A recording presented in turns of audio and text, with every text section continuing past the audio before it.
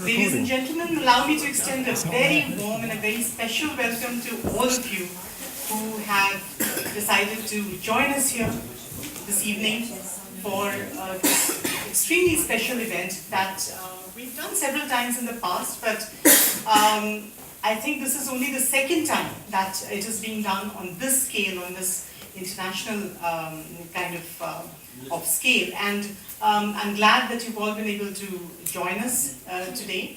As you are very well aware, we are celebrating Sir Syed's 196th birth anniversary.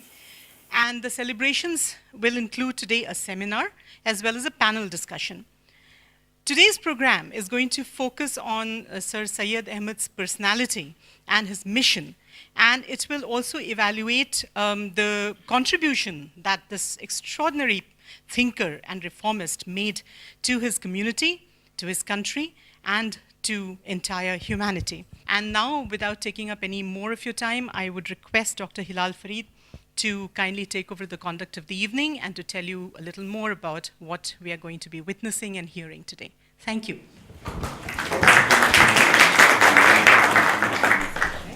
Thank you very much, Sangeeta ji.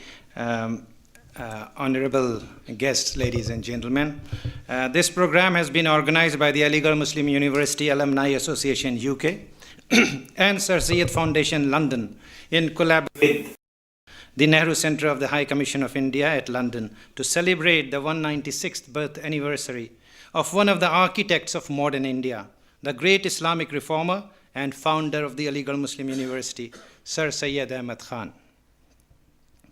And I'm very grateful to the director, Mrs. Sangeeta Bahadur, and her team at the Nehru Center for their support and help in the organization of this program. Ladies and gentlemen, as Sangeeta ji told, there are two sections to the program. In the first section, the two Sir Syed memorial lectures will be delivered. And in the second, there will be a panel discussion on the Aligarh movement. As you know, we have a truly international panel. All three of our guests are historians of international repute who have a special interests and expertise in the history and culture of South Asia. So, now I request Professor Francis Robinson, who will be chairing the first session, to occupy his seat. Professor Robinson is author of many books. He has been a professor at the Royal Holloway University at London, at Washington, and at the University of Oxford. He has also served as president of the Royal Asiatic Society. Professor Robinson was awarded CBE in 2006 for his services to higher education and his research into the history of Islam. Professor Robinson, please.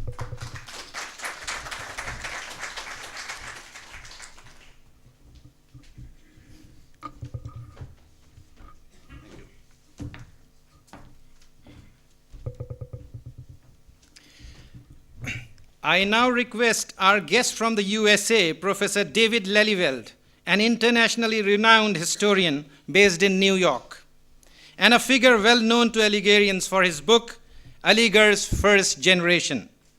He has written extensively on Aligarh and on the Urdu culture. His current project is Sir Syed and Macaulay's Curse, a study of Sir Syed Ahmed Khan, Justice Syed Mahmud, and Sir Ross Masood. Professor David Lelyveld, please. Thank you.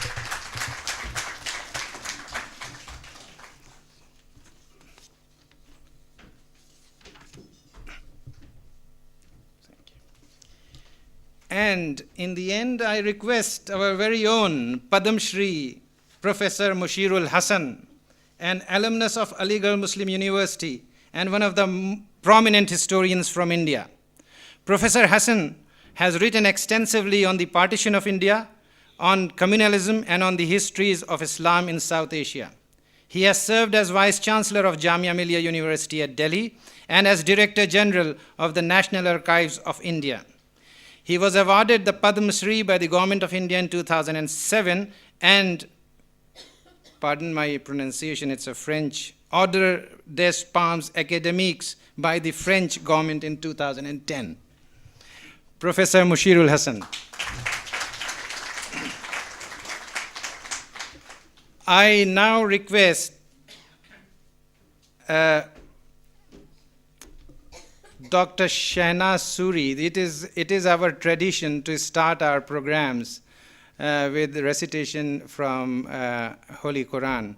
And I will request Dr. Shahnaz Suri to please come and read a surah from the Quran so that we can start this evening.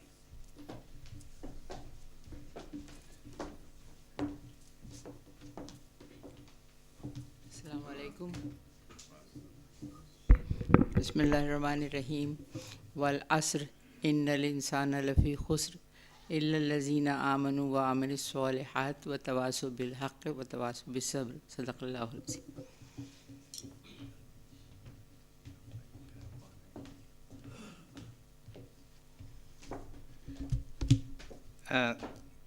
Dr. Shahnaz Suri is one of our former presidents. Thank you, Dr. Suri. I now request the President of the AMU Alumni Association UK, Dr. Khurshid Hasan, to come and formally welcome you all.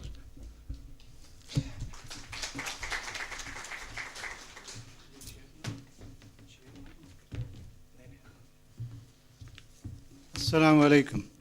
Dr. Suri asked me to translate the surah she just recited. The gist of it is that every human being is at a loss, except those who are on the righteous path and path of the those who are patient and those who are on righteous path. We were expecting His Excellency Dr. Virender Paul. Obviously, he couldn't make it. Mrs. Sangeeta Bahadur, Mr. Chairman, distinguished guests, ladies and gentlemen. First of all, may I offer the festive greetings to you, those who have just celebrated Puja, Durga Puja recently. And we are in the week of Eid al-Adha, to happy Eid al-Adha Mubarak to you. And in advance, happy Diwali, which is in a couple of weeks' time. And the Christmas is not that far. And some of my colleagues have already started preparing for Christmas. So in happy Christmas as well. I'm thrilled and absolutely delighted that this partnership of Aligarh Muslim University Alumni Association and the Sir Syed Foundation, which is a relatively new organization, and the founder is here with you, that we have joined together with Nehru Center again to hold this international program. And I thought about it, if Sir Syed was here, would he smile or would he pat our backs? But he would have certainly approved that this function is being held in London. As we all know, that what happened after his voyage to the UK, the Mohammedan Anglo-Oriental College was formed, which is known as Aligarh Muslim University now. It's absolute pleasure that so many of you could come here and give us the opportunity to welcome you. We have 3 distinguished scholars, and they have traveled from east and west. So this is the fusion here. Professor Mushirul has traveled from India, and Professor Lelyveld from USA. So this is the fusion. London is the center. And Professor Robinson is here. One thing I like to note, though, that of all the achievements of Professor Mushirul Hasan, I'm sure he will agree with me that the best is that he's an alumnus of the university. And Professor Lelyveld would not mind being classed as an alumnus. He spent enough time there. And we are delighted that Professor Robinson could find time to chair these functions. And I would urge you, when it is their turn, to show your appreciation to our guests in true Aligarh style, those who are from Aligarh, and in a very British manner. And I sum it up, it's a heady combination of passion and dignity, because people in Aligarh, they're known for heckling. One other thought came to my mind, that have you ever pondered that what is it with the alumnus or alumni of Aligarh Muslim University, that no matter where we go, Aligarh goes with us, and we take it with us. And even the passage of time, some of our seniors here, they've been in 40s to Aligarh, but their passion for Aligarh hasn't diminished. And because of this love for the alma mater, I wish that the university will break out of the malaise of negative cyclic incidences which seems to take place following the changes in administration. And this is a true wish and a prayer as well. Sir Syed said, and I quote, "Sons of the college shall go forth throughout the length and breadth of the land to preach the message of free inquiry, of large-hearted toleration, and of pure morality." And I think that's what keeps us, the Daliks, the passion in us burning. But then there is another thing, the gift of collective inheritance which we feel, and the sense of responsibilities it places on us, which keeps the passion going. And I think that's what is unique about the alumni of Aligarh. I'm breaking from the tradition slightly, but I would like to thank the executive committee members for their hard work, especially a couple of names I'll mention, Irfan Mustafa, Feroz Mirza, and Nadeem. They have contributed hugely. And I hope I will be given for taking the liberty of expressing my gratitude to our own very own Higgs bosons. Those who are from physics, they will know what Higgs bosons are.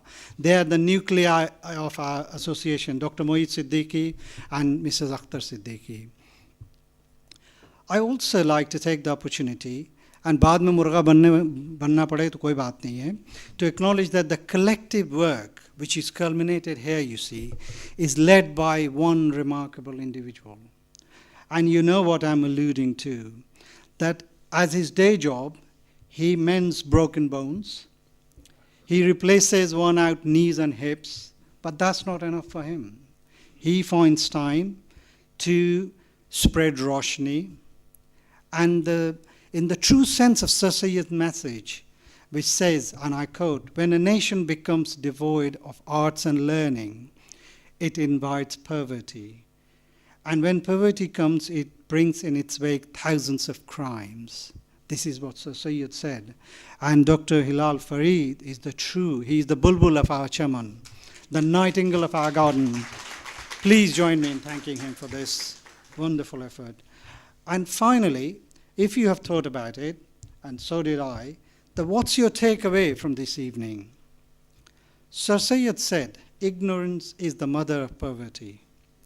And I hope that you go away with a better understanding of Sir Syed's message and Aligarh movement. You feel intellectually stimulated and reinvigorated to remove the ignorance and make the difference in your own ways. Thank you very much. You're all welcome.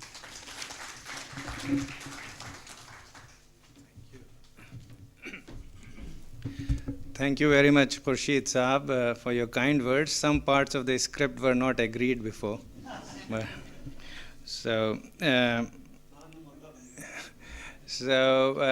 Now we have reached a stage where we have got a new banner for Aligarh Muslim University Alumni Association UK, and you can see it hiding behind me. I would request our former presidents, Muhit Siddiqui Saab, Shahnaz Appa, and if Dr. Ehsan Zafar Zaidi has come, could he please come while Sangeeta ji kindly unveils the banner. Now, there are two ways you can do. Either you can just pull it, or you can. Okay, let's.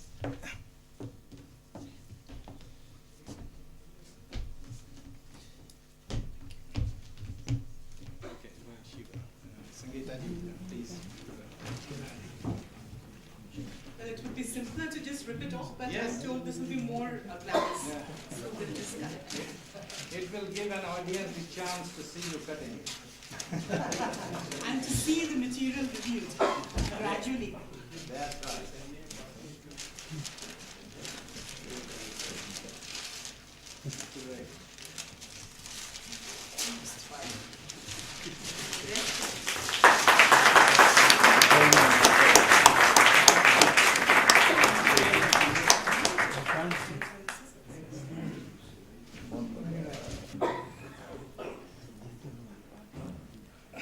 Good. We are just about to start the section on Sir Syed Memorial Lecture, but before I hand over to the chair, I myself would like to personally acknowledge the contributions that have been made by Muhit Siddiqui Sahab, Shahnaz Appa, and my friends Irfan Mustafa, Firoz Mirza, and Nadeem Abbasi for their valuable input. And I would also like to thank my colleagues at Sir Syed Foundation London, Mr. Adil Siddiqui Saab, Mustafa Shahab Saab, and Mehboob Naqvi Saab for giving me the support. I now hand over to the chair of this session, Professor Francis Robinson, for Sir Syed Memorial Lectures.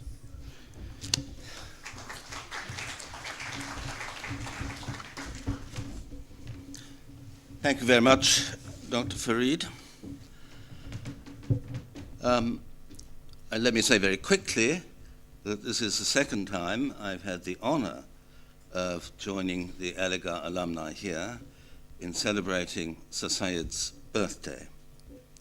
And I do regard it as a great honor. And Sir Syed has been a very important part of my scholarly life for 45 years or so.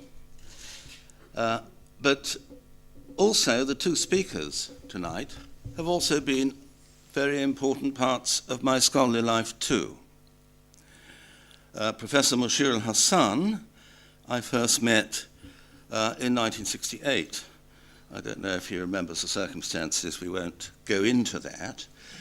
And Professor Lelyveld I first met in 1969. So we're colleagues of many, many years.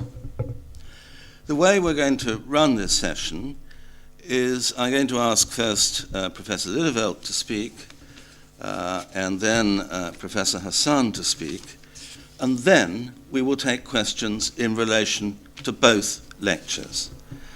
So straight away, I'm going to ask Professor Lelyveld to address you on the subject of Sir Syed's religion. David.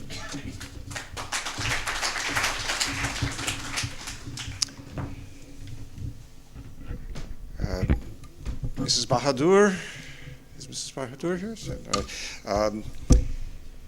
Dr. Fareed, Dr. Mushirul Hasan, and dear friends, it's a great pleasure to be here again. It was about 5 years ago, perhaps, that we did this in the same place and the same speakers, and I hope we'll have different things to say if you were in the audience, unless you liked what we said so much last time that you want us to repeat them. It's a particular pleasure to be with my old friends, Professor Mushirul Hasan and Francis Robinson.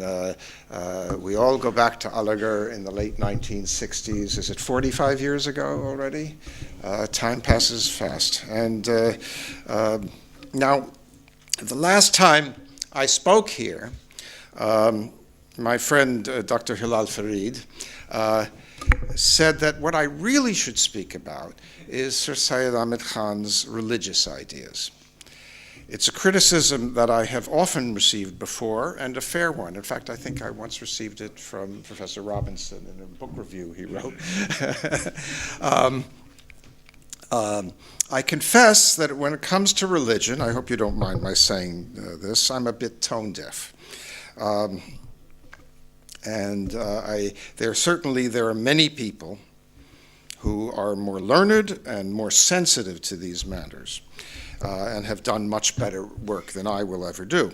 Yet it is impossible to consider Sir Syed without taking in the fact that a huge part of his writing, and probably the center of his entire enterprise, was his devotion to God and his effort to understand and be guided by the Quran and the example of the Prophet Muhammad. So in the interest of knowing and appreciating the life and work of Sir Syed, I hope you will allow me to risk discussing his religious ideas. My hesitation in such matters is, I hope, in the spirit of Sir Syed himself, who said in his account of his trip to London, I really don't like discussing religion in a social gathering, in sobat mein. I consider it bad manners, Akhlaq and Ilm. That was Sir Syed's reaction when he was approached on the ship out to India by an evangelical lieutenant in the British Army, who said to him that there could only be one true religion, and that religion must be Christianity, because you see, we are sailing in this steamboat. And Christians made steamboats. They brought the railway to India. They brought the telegraph to India. And in fact, the best of the Christians, the English, now dominate the entire world. So Christianity must be the right religion. And Sir Syed responded by saying, well, you know, that's all worldly matters. It's not, really doesn't prove religious ideas. The man responded by walking off in a huff and snubbing him as they walked around the decks, as people used to do for the rest of the trip.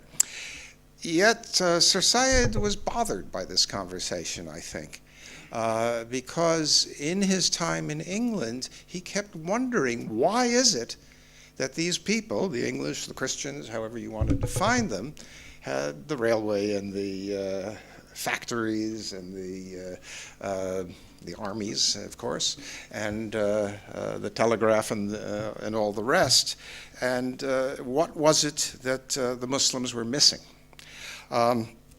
In fact, Sir Syed was hardly reticent when it came to religion. But religion is a big and various category, overarching a multitude of ideas, rituals, rules, practices, and much more. And as you know, the same can be said of the word Islam. It means many, many things and to many, many people. Syed Ahmed devoted much of his life, by the way, I always call him Syed Ahmed rather than Sir Syed, because most of his life that's what he called himself. And the Khan was a title that he often didn't use when he wrote his texts. And he always signed his letters Syed Ahmed. Syed Ahmed devoted much of his life as a writer, orator, and builder of institution to advancing new forms of social organization and identity for the Muslims of India as a community, as a qawm.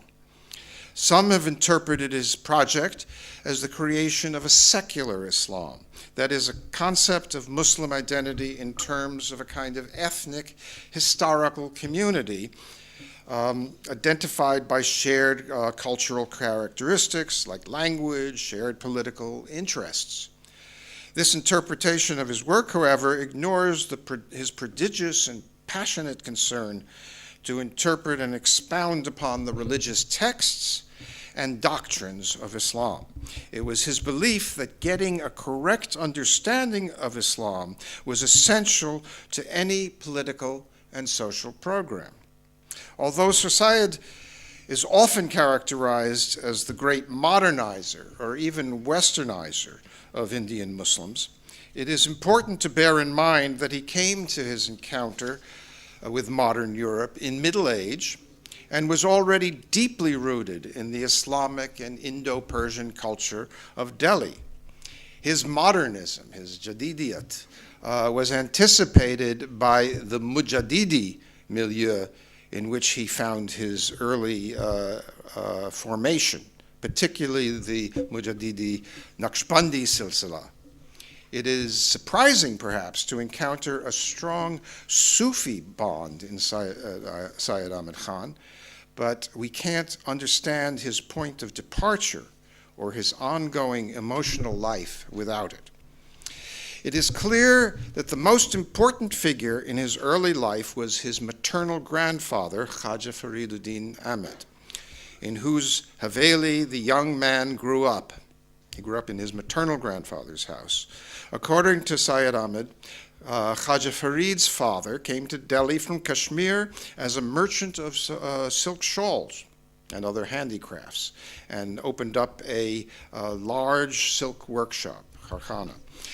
One of seven brothers, Khaja Farid, had gone off to Lucknow around 1790, long before Syed was born, to study with a mathematician there. He had gone to Calcutta, held various positions in the East India Company that included foreign travel and a lucrative post as a tehsildar in Bundelkhand. He had a large library, including English books that bore his own annotations, all destroyed in 1857. It may have been due to his son-in-law that he took service with the Mughal court, but fairly briefly, in two stints from 1814 to 15 and then from 1817 to 19, after which he never set foot there again, but according to his son became a dervish. One of Khaja Farid's brothers was an adherent of the Rasul Shahi movement, a Sufi movement that focused on Vadati Wajud, on the unity of being of Ibn al-Arabi. And in fact, Khaja Farid, for a time in his old age, after he had been briefly in the Mughal court, took up the Rasul Shahi practices, which include shaving yourself all over your body and sitting in a hujra, in a kind of cell. And he did that. His brother had spent much of his life, much of it in the Mayo country, down south of Gurgaon, living as a Rasul Shahi devotee, if you want to call it that. This is so. There was this keen interest in Sufism in Sir Syed's family, as Professor Gulfashan Khan of Aligarh has pointed out. The Sufis, and particularly also the Rasul Shahis, get prominence of place in the fourth section of Asar-e-Sanadid, Syed Ahmed Khan's great work on Delhi, the first edition of it. And only later come the ulama. Late in life, when he was about 75 years old, Syed Ahmed compiled a book of his dreams. According to his biographer, Altaf Hussein Hali, he did this in preparation for his tafsir on the fifth surah of the Quran, the one devoted to Hazrat Yusuf, who was, of course, the great interpreter of dreams. Here is one of his early dreams as recorded late in life. And in the old tradition of dream books, he writes it in the third person. He must have been 14 or 15 years old, more or less. Anyway, the time he was learning archery from his uncle. Some relatives had returned from the Hajj. He saw that they had gone away to the bazaar. People said to him, "You were going on the Hajj, didn't you go?" They said that there were many days now left for the Hajj. People said there were 3 or 4 days left. He said, "I'm going." And he rose high up off the ground and started to fly toward Mecca. He passed over the city and got to an open field and passed over it, passed over the ocean, and then he came down at the gate of a mosque and went inside. It was the courtyard of a rather small mosque, and in front of it there was a roof and wooden columns and grass mats spread on the floor. There an elder was seated, head down, with a black beard and a white chadar, a white sheet, flying. He didn't say anything, but he gave him 3 things. One was a red cornelian thumb ring, a shast, which you put on to hold an arrow. And he gave him 2 other things, but Syed couldn't remember what they were. Remember, this is a dream. He took these things and left. In the middle of the mosque courtyard, another man was standing, tall of stature, thin of body. Syed asked him who it was that was sitting in the mosque. He said, "Don't you know? That's Hazrat Ali." Syed turned around and ran so that he could kiss his feet, but while he was running, he woke up, but still in the dream, the idea came to him that the person he had asked was Hazrat Umar. Now, Syed Ahmed draws here on the standard conventions of a good Islamic dream, a dream designed to assure himself and others of his spiritual credentials. There is, first of all, an allusion to the Prophet's ascension, the Miraj, if only by daylight, and then there is the meeting with sacred personages, Hazrat Ali and Hazrat Umar. In having such a dream, he leaves his relatives behind in the bazaar, but he also gains the magical assistance of Hazrat Ali in his quest to master the art of archery, an expertise shared with his father and his maternal uncle, Khaja Farid's son. The archery makes it sound a little bit zen. Of the 12 dreams in this little collection, 5 of them are devoted to the Sufi saint Shah Ghulam Ali and his successors. In a note at the end of the dream texts, Ali recalls Syed Ahmed telling him that he wanted his life, English word, that means his biography, to mention his strong attachment to Shah Ghulam Ali. He offered as evidence a Persian treatise that he published in 1852. This is in between the 2 editions of Asar Sanadid, defending the meditative practice of Tasawwur-e-Sheikh, of visualizing one's spiritual guide. Syed Ahmed told Ali that Shah Ahmed Saeed himself, the successor of Shah Ghulam Ali, had approved the text. It was evidence that Syed Ahmed was among the Elihal, the people capable of mystical experience. In the treatise, Syed Ahmed argued that one could only achieve spiritual fulfillment through companionship, that love is a condition of receiving divine inspiration, and that one can cultivate the love of God by silent meditation, muraqabah, visualizing one's spiritual guide. And he goes on to deny that this is an illegitimate innovation, bidat. According to Syed Ahmed, his maternal relatives were predominantly associated with the madrasa of Shah Abdul Aziz, son of Shah Waliullah. His father, mother, and elder brother, and on the other hand, were attached to the Khanqa of Shah Ghulam Ali himself. And Shah Ghulam Ali presided over Syed Ahmed's Bismillah. But he was to study with members of Shah Abdul Aziz's family, that is, in the tradition of Shah Waliullah. Both centers were nearby the Haveli of Khaja Farid, and both derived their ideas and practices from the renewal movement of the Naqshbandi tradition. During the early 19th century, however, there developed an increasingly strong antagonism in their interpretation of how to reconcile Sufi thought and the practice of the Sharia. This was not simply a matter of ulama versus Sufis, nor was it always clear which side was the more severe with respect to folk practices. Syed Ahmed says that his mother, like the followers of Shah Ghulam, objected to amulets marked with chicken blood to ward off disease, a practice supposedly associated with the family of Shah Abdul Aziz. That her family, that is her brothers and their children, subscribed to. In one of his dreams, set in his mid-20s, Syed Ahmed goes to the Khanqa of Shah Ghulam to receive bayat, spiritual initiation. All the saints are there, starting with Mirza Mazhar, and Syed Ahmed says that before receiving bayat, he wants to be assured that it is in accordance with the Sharia. Mian Mazhar spoke, "Look, gentlemen, he's talking like a Wahhabi." This is in the dream. Shah Abu Said Saab angrily replies, a person wants to follow the Sunnat and you call him names and say that he's talking like a Wahhabi?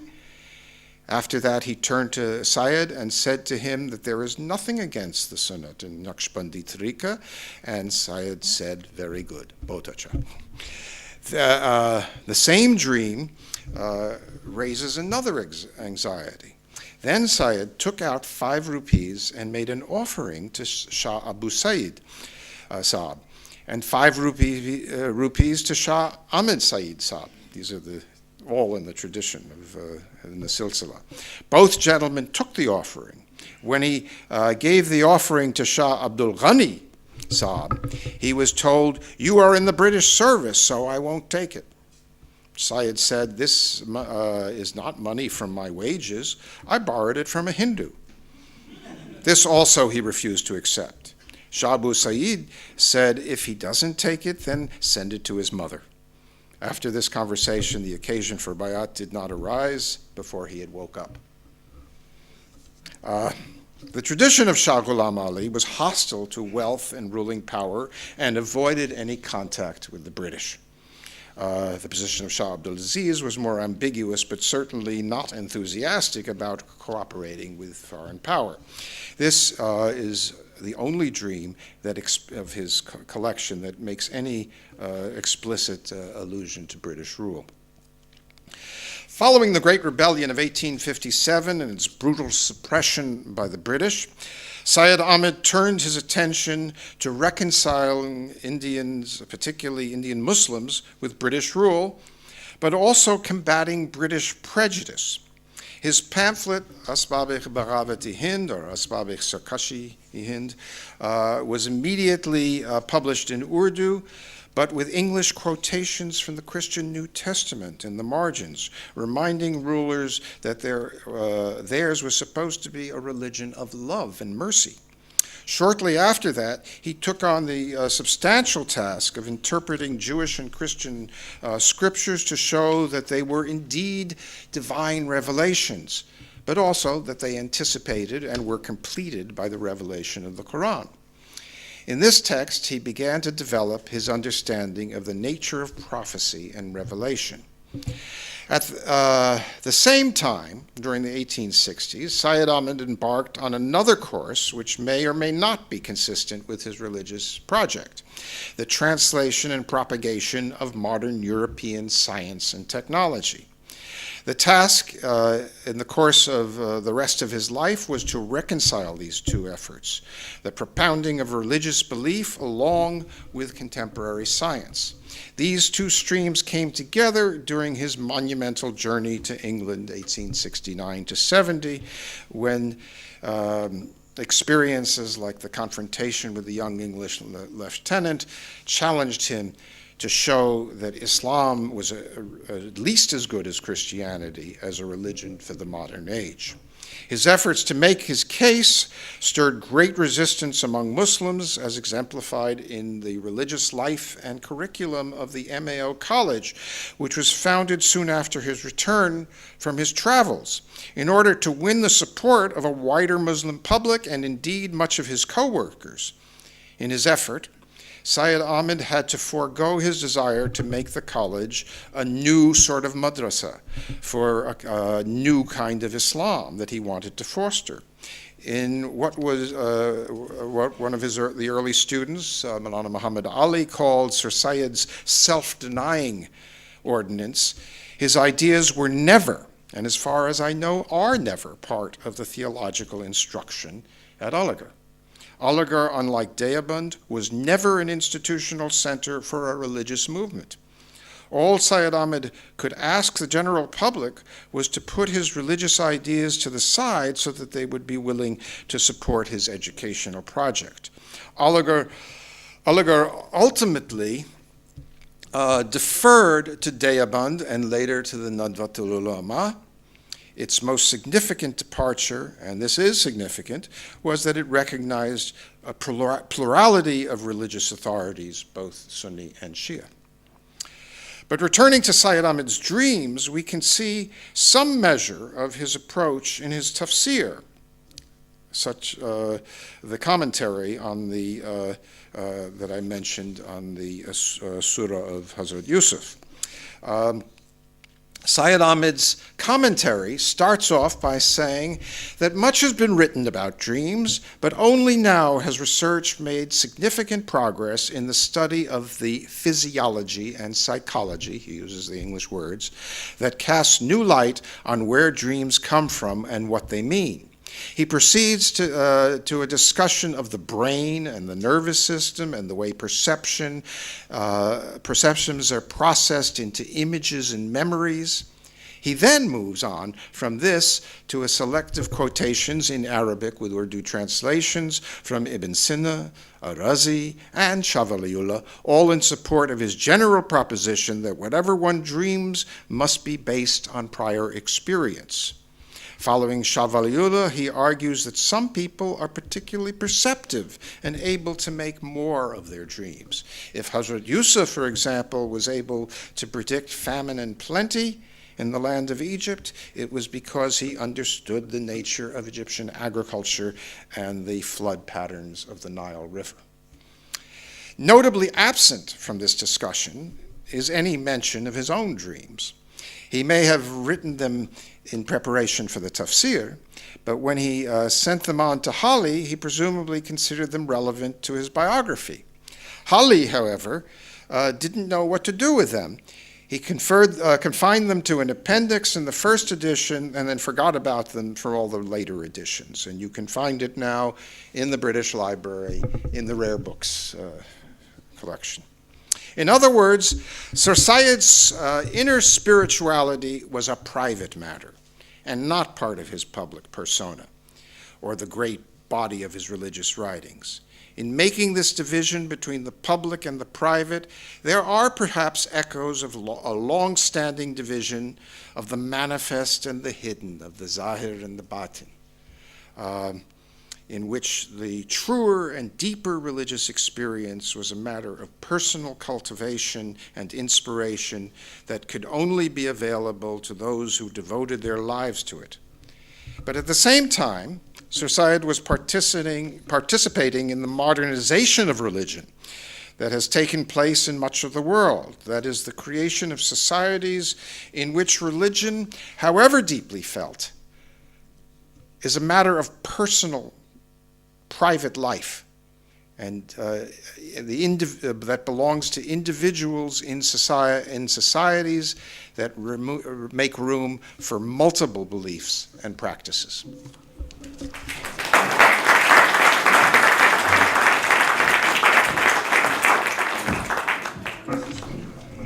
To my mind, two substantial things emerged from what you've told us.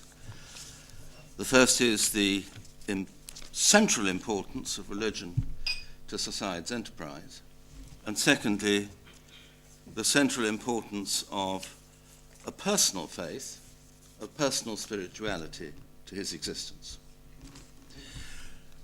I'm now going to ask Professor Mushirul Hasan to address us on the subject of Adaab and Akhlaq in modern Islam.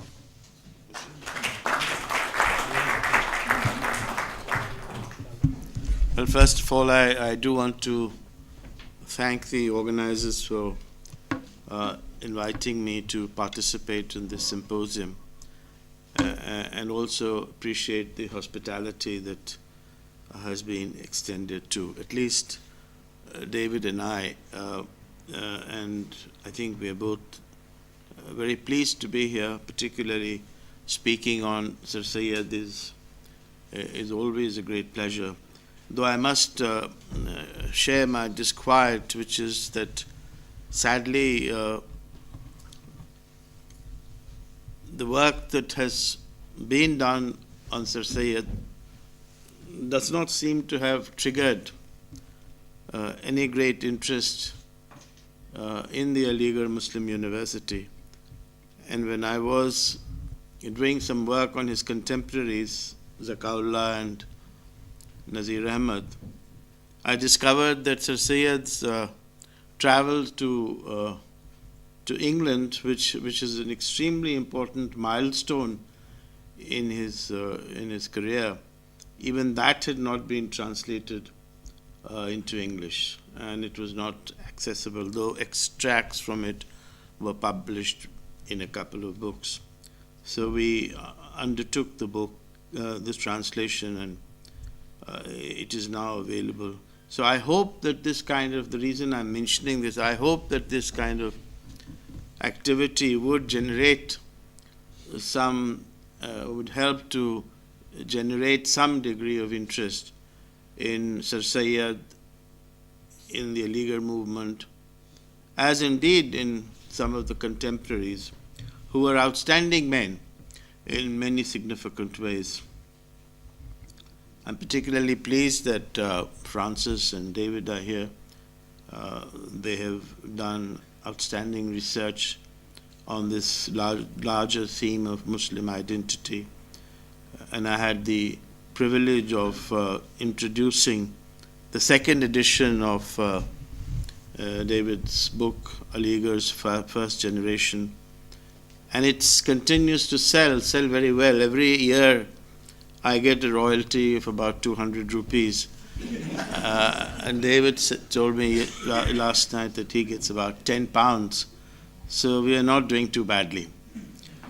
Now, I'm not directly addressing this lecture on Sir Syed's as such, because I do want to highlight certain important aspects which are relevant to Sir Syed, but also relevant to some of his contemporaries. Some of his contemporaries who were in a certain ways architects of the Aligarh idea, if they were not necessarily connected with it formally. And I want to basically, so I've structured this lecture around three concepts. One is Adaab, Akhlaq, and the third is Ilm. I won't have the time to discuss the intellectual or philosophical antecedents of these concepts in Islam, and from the time that they developed and the time when they were incorporated in the intellectual discourses in the subcontinent, but I shall hopefully hint at these points in the course of this lecture. Well, a good deal of literature has appeared in Urdu on people like Zakaullah, the historian, Nazir Ahmad, Sir Syed, and so on and so forth.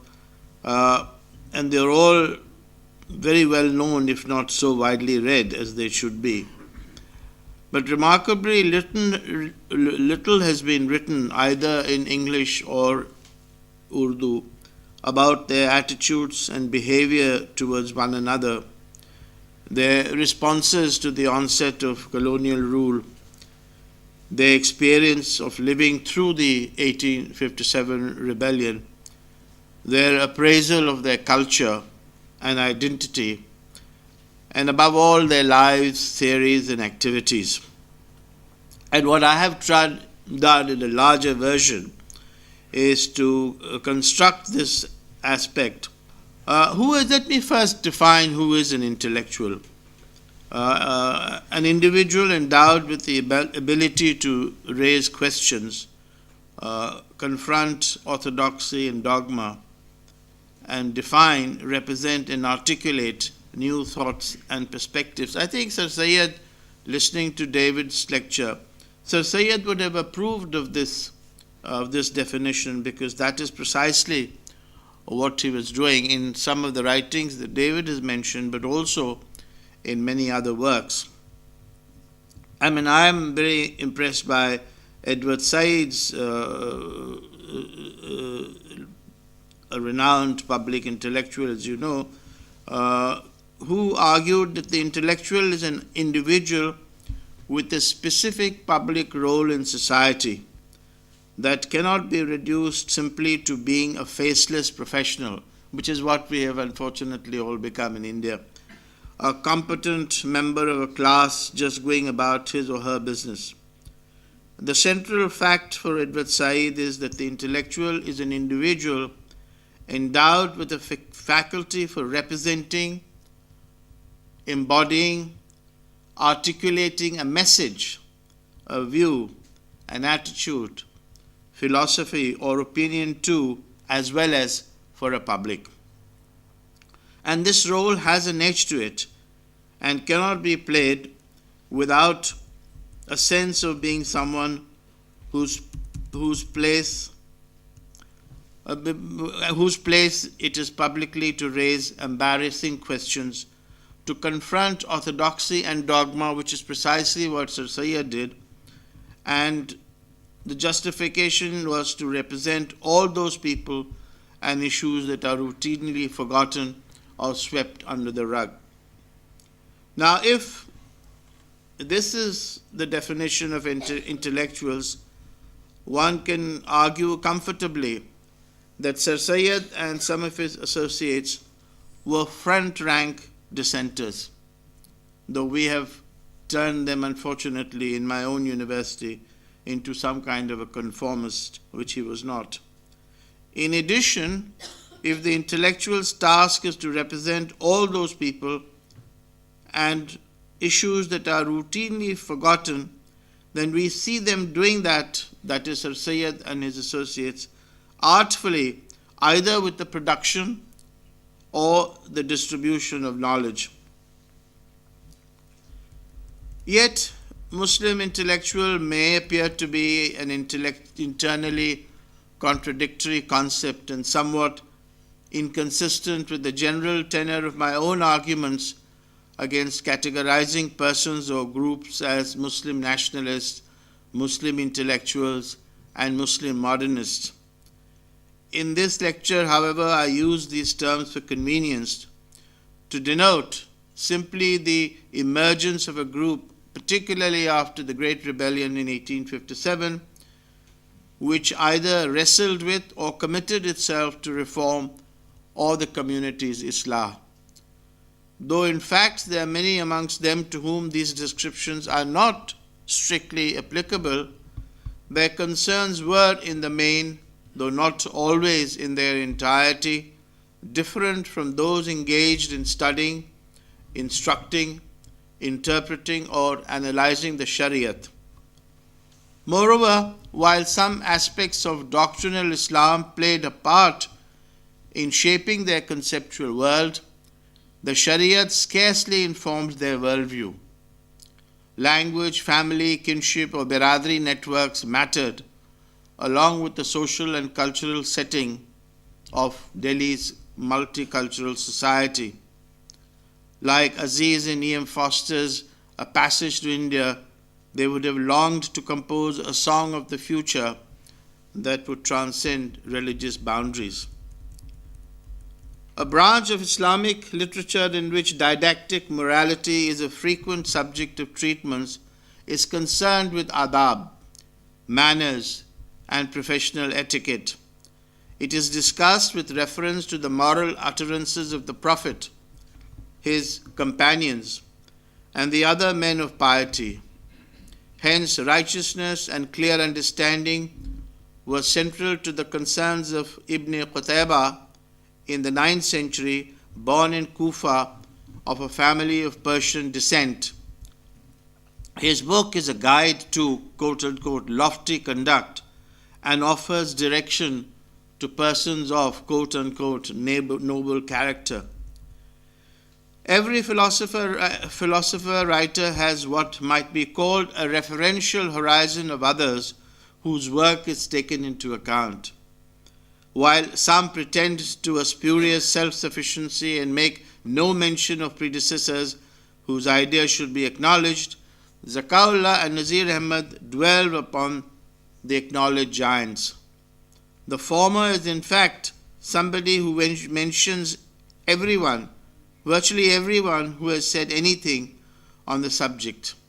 Nazir Ahmad, on the other hand, used Nasiruddin of Tus as a peg on which to hang his moral treatises.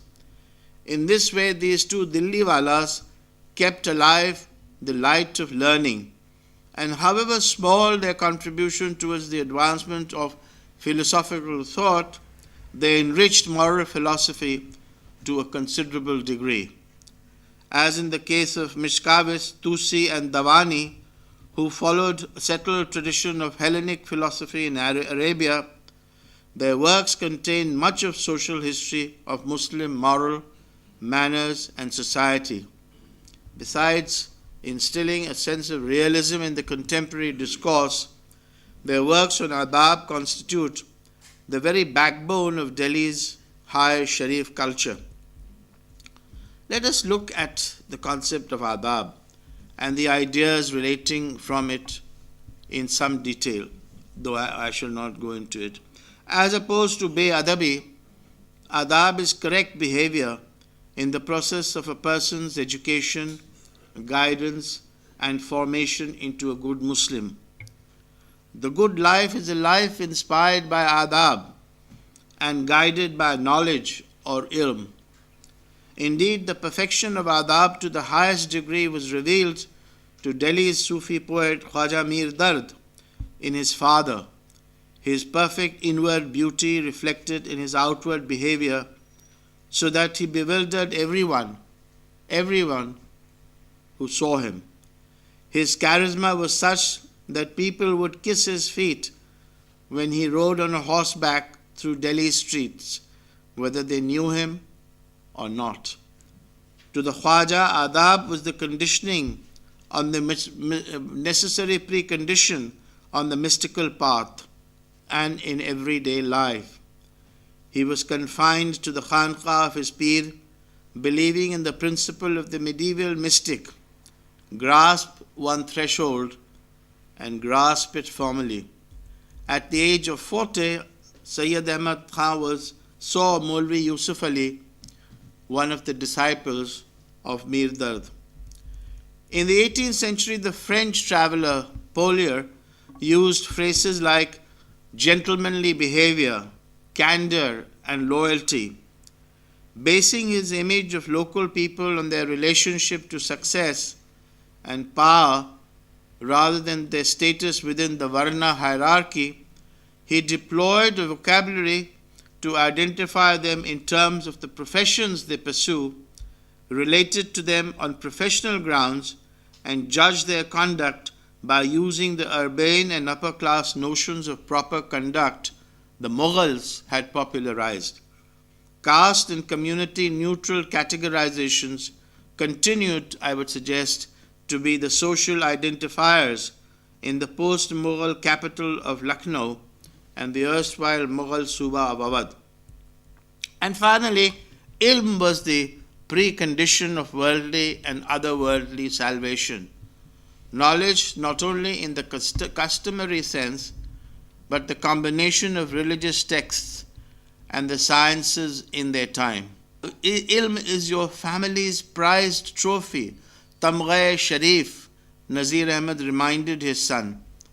Zakaullah's persuasive voice reflected this view as well, while the most intimate of his friends, Sir Syed Ahmad Khan, expressed its rationale and the theological gist in more lucid terms. Like the Khorasan-born scholar-philosopher Ghazali, he believed that right action follows, that is, Sir Syed believed, that right action follows where there is knowledge. The primary purpose or object of Tehzeebul Akhlaq, as its name implies, was to cultivate among its readers enlightenment and social confinement or correction of manners, arguing that the kernel of meaning and values in society are embedded in education and nowhere else. Its editor wanted to leaven his co-religionists by training and sending out men to preach the gospel of free inquiry, of large-hearted tolerance, and of pure morality. The modern college system he wanted to build was the tool for producing and reshaping knowledge, rather than for simply transmitting centuries-old religious knowledge to future generations. Independence of mind and political behavior, he clarified after returning from England in 1869, were not symptoms of heterodoxy, were not, I repeat, symptoms of heterodoxy. Aware that education creates people's intellectual and cultural perspectives, their value system and their Weltanschauung, education for all, the haves and the have-nots, turned out to be the Aligarh reformers' favorite pastime. His concerns were often elitist, but he also believed that in the ideal world, knowledge of science, history, and literature ought to be attainable by all who desire it. All the social political diseases of India, he told his biographer friend, be cured by this treatment. Cure the root and the tree will flourish. Nevertheless, education constituted not only a body of knowledge, but also the manner of arriving at knowledge. Hence, tarbiyat, or upbringing of children in such a manner that they grew up to be humane, just, honest, self-respecting, and dutiful. While education is a path to a bright future, both for individuals and for the country as a whole, its value would be nullified without humane culture and the civic virtues which Sayyid Ahmad regarded as the moral basis of the community. Concentrate upon fitting yourself for the task which lies before you. Shun the political catch cries that are ringing in your eyes. Sayyid Ahmad flung himself into the arena with this slogan. He knew that if some of his arguments would be brought home, there would be space for a result. He would tell the young pupils of Zahur Hussain Ward at Aligarh's MAO College, the crowning achievement of his program, that there would be no escape to lonely places from the exigencies of the day. A life devoted to good deeds, he once wrote, is better than 1,000 acts of devotion and piety, retirement into jungles, and the repetition of God's name on a rosary. He would share such ideas with BA students like Inayatullah and one of Sir Syed's favorite pupils, Ghulam Sakhalain, one of Aligarh's bright stars in the field of journalism. Of course, Sir Syed would say the world is not ideal and never will be, and that it was going to be difficult to live up to his own theories. Nevertheless, he believed that parents, regardless of where they stood in the social hierarchy, had to direct and inspire their children to noble actions. Children cannot be forced to be good. They can be only trained to be virtuous. Certainly also government policies would make a difference only if the community possessed knowledge and the training to use it. Knowledge and the capacity to use it do not drop from the heavens. The Muslim communities had to secure them if they were to bask in the imperial sunshine. The argument, which is attractive because it is so refreshingly free from doctrinal and theoretical altercations, lies at the heart of Sayyid's objective prescription. On the road to education, though, an inescapable dilemma intervened, or one great question had not yet been decided. What would be the place of Islam in the new educational setup?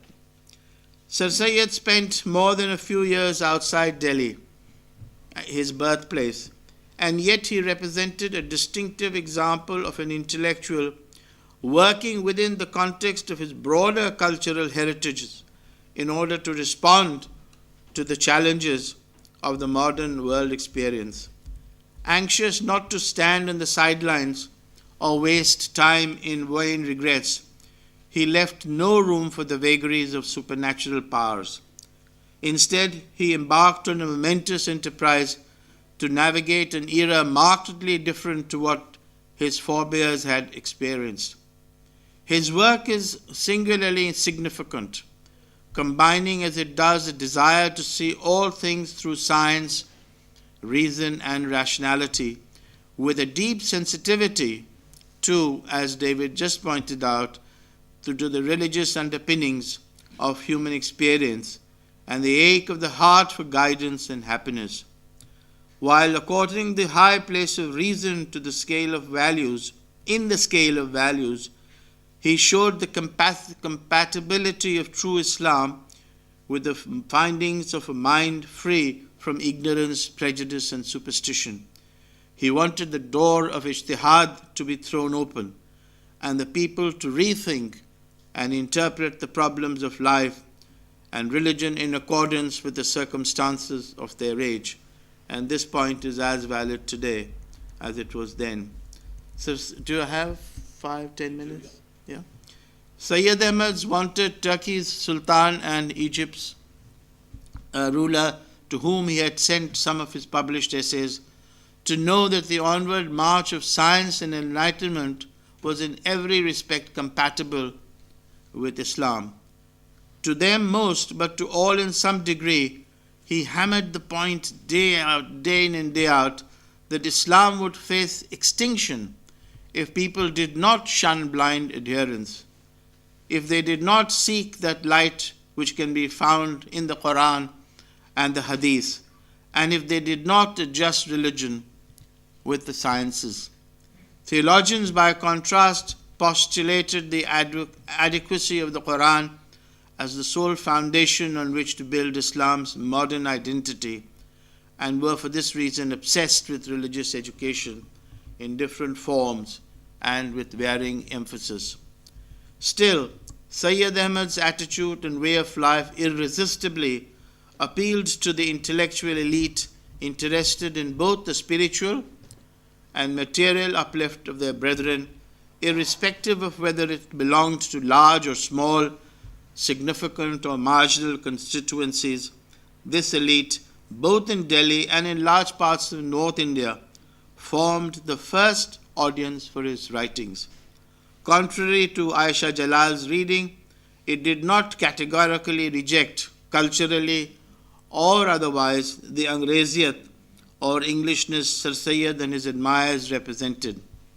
I also argue, on the contrary, that many Muslims refuse to follow his lead, but that's not what I'm discussing. And I come to the last point. A recently published volume, published in Aligarh, reveals the astonishing reach of the All India Muslim Educational Conference. Attesting to his combination of intellectualism and activism, C.F. Andrews, known as Christ's faithful apostle, observed, and I quote, "I have myself known intimately those of an older generation who were his comrades in the great struggle, and those of a younger generation who were his children in the faith. Among both classes," writes C.F. Andrews, "the passionate note of discipleship is still as strong as ever." Impressed by his commanding intellectual presence, Andrews discerned the grandeur, the lion-like strength, the high ideals, the passionate enthusiasm of a great mind. Among the broad-minded and more far-reaching sections, the lamp lit by Syed Ahmad burned brightly. Zakaullah wrote an essay listing 8 points to illustrate why Tehzeebul Akhlaq ushered in a virtual social and intellectual revolution from Peshawar to Kanyakumari. Wahiduddin Salim, editor of Ma'arif, launched his magazine in 1898, paying his tribute to Syed Ahmad's contribution to Urdu language and literature through the Tehzeebul Akhlaq. Azad devoured its every page as an illustration of his consuming passion. He describes waiting for the copy of Hali's biography of Syed Ahmad in Urdu, the Hayat-e-Javed. Only 13 years of age, he read it straight through 1,000 pages in 2 nights. Mumtaz Ali, who began education at an Arabic maktab in Deoband and continued in Lahore, had his doubts about Syed Ahmad's commentary on the Quran answered after their meeting in December 1879. His faith reconfirmed, he published a pamphlet refuting the Ahl-e Hadith attack on Syed Ahmad. This was not all. While Nazir Ahmad wrote approvingly of the formidably sober-minded Syed and his efforts, some others described him as Time's Ibn Sina, the philosopher and scientist known to the medieval West as Avicenna. Whichever way I look, there is you and only you. जिधर देखता हूँ udhar tu hi tu hai, commented Shibli Nemani, born in the year of the Great Rebellion. Syed Ahmad, and that's the concluding paragraph, Syed Ahmad shaped the world of even those who differed with him, and by carrying the war into the enemy's camp, he set the terms of most debates amongst Muslims in South Asia. In 1874, the Muslims of Lahore described him as their leader and spiritual preceptor, Pir Murshid. Hali remembered when Muslim families in such places would refuse to send their children to the MEO college. A few years after Syed Ahmad's death, 700 boarders were drawn to the college from Punjab, Bengal, Madras, Burma, Gujarat, Balochistan, Afghanistan, and even Iran. In the country as a whole, intellectuals regarded themselves as the legitimate trustees of an intellectual development which absorbed not only Islamic Muslim thought, but also the field of Western rationalism. The world has seen, Hali had stated, how one man has around a whole land, one man saved a caravan from destruction, and small boats sinking ships to the shore. Thank you very much.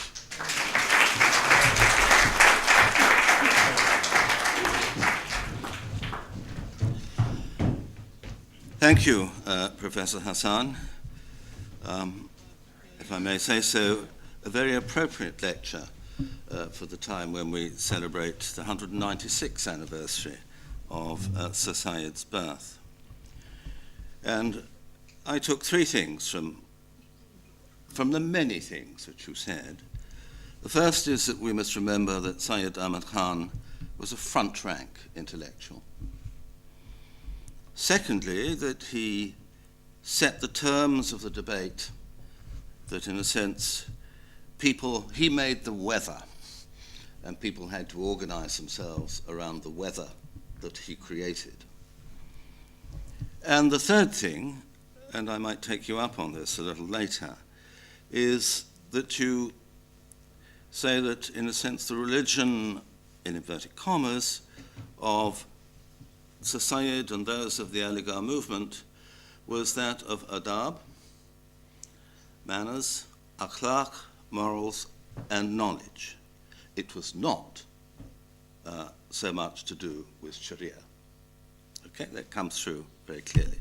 Right, thank you very much for your questions. We can open things up for... It was really interesting. So many interesting questions were asked, answered, and the engagement of the people here was quite amazing, actually. So, for all this, on behalf of Aligarh Muslim University Alumni Association and Sir Syed Foundation London, I would like to thank the Director, Nehru Center, for all the support they provided us in making this function happen here today. Our sincere thanks also go to our esteemed guests who are with us tonight, this evening, especially to Professor David Lelyveld, Professor Mushirul Hasan, and Professor Francis Robinson. They spared some of their valuable time to be with us this evening and addressed us on very interesting topics related to the Aligarh. And of course, the panel discussion on Aligarh movement was really informative, especially for the people of my age. I therefore request Shahnaz Appa, Akhtar Appa, and Ubeda Appa to please come forward on the stage and give the bouquet to our guests as a token of our respect and appreciation.